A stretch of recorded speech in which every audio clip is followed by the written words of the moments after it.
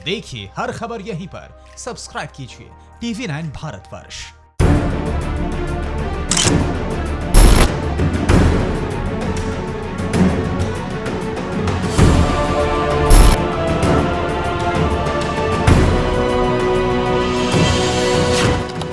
छब्बीस 11/2008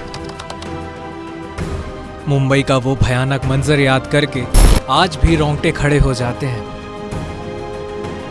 जब लश्कर तैयबा के आतंकवादियों ने भारत की आर्थिक राजधानी को लहूलुहान कर दिया था। खतरनाक हथियारों से लैस अजमल आमिर कसाब और उसके 9 साथियों ने मुंबई में अंधाधुंध फायरिंग करके 166 निहत्थे बेगुनाह लोगों की बर्बरता से हत्या कर दी थी। कसाब और उसके साथियों ने मुंबई में 8 अलग अलग जगहों पर हमला किया था। इन हमलों में महाराष्ट्र ATS के chief Hemant Karkare, encounter specialist Vijay Salaskar और मुंबई के एडिशनल कमिश्नर अशोक कामटे भी शहीद हो गए थे। हमले के दौरान आतंकियों को काबू करने के लिए सेना को भी बुलाना पड़ गया था। 4 दिन तक चलाए गए सेना के अभियान के दौरान कसाब अकेला ऐसा आतंकी था जो जिंदा पुलिस के हत्थे चढ़ा। उसके बाकी साथी मारे गए थे। कसाब का जन्म 13 जुलाई 1987 को पाकिस्तान के पंजाब प्रांत के ओगरा जिले के फरीदकोट गांव में हुआ था। परिवार की गरीबी कसाब को उसके परिवार से दूर लेकर गई। कसाब के मां बाप ने पैसों के लिए उसे लश्कर तैयबा को बेच दिया था। एक रिपोर्ट के मुताबिक एक बार उसने ईद पर अपने पिता से नए कपड़ों की फरमाइश की थी। कपड़े नहीं मिले तो उसको गुस्सा आया, फिर वो छोटे मोटे अपराध करने लगा। सन 2007 में कसाब अपने एक दोस्त के साथ रावलपिंडी में हथियार खरीदने गया तो उसकी मुलाकात लश्कर के राजनीतिक सहयोगी संगठन जमात उद दावा के किसी आदमी से हुई, जिसका मुखिया हाफिज सईद है। फिर लश्कर तैयबा के कुछ लोग उसके गांव पहुंचे और जिहाद के नाम पर जंग का पाठ पढ़ाकर उसके परिवार को 1.5 लाख रुपए देकर उसे खरीद लिया और फिर वो खतरनाक आतंकवादी बनने की राह पर चल पड़ा।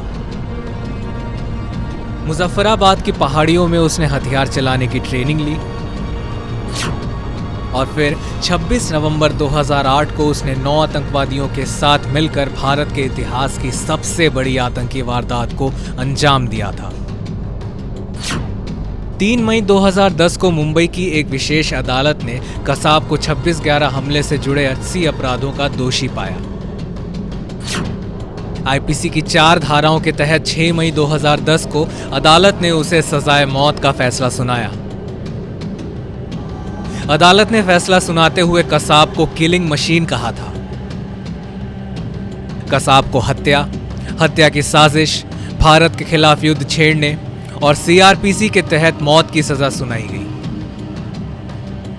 21 फरवरी 2011 को बॉम्बे हाई कोर्ट ने ट्रायल कोर्ट के फैसले को बरकरार रखते हुए फैसला सुनाया।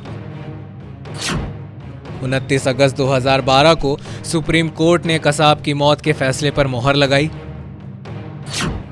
भारत के तत्कालीन राष्ट्रपति प्रणब मुखर्जी ने कसाब की दया याचिका खारिज कर दी।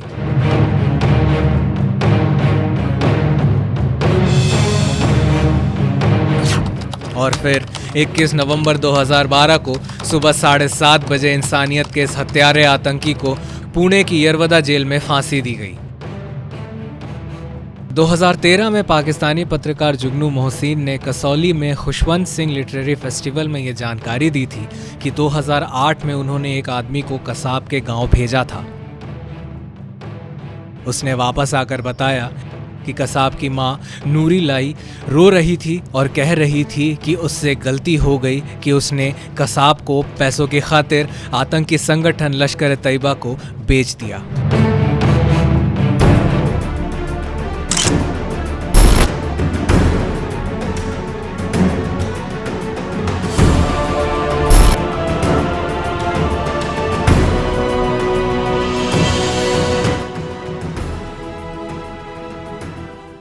TV9 नेटवर्क 5 भाषाएं, हिंदी, तेलुगु, कन्नड़ा, मराठी और गुजराती।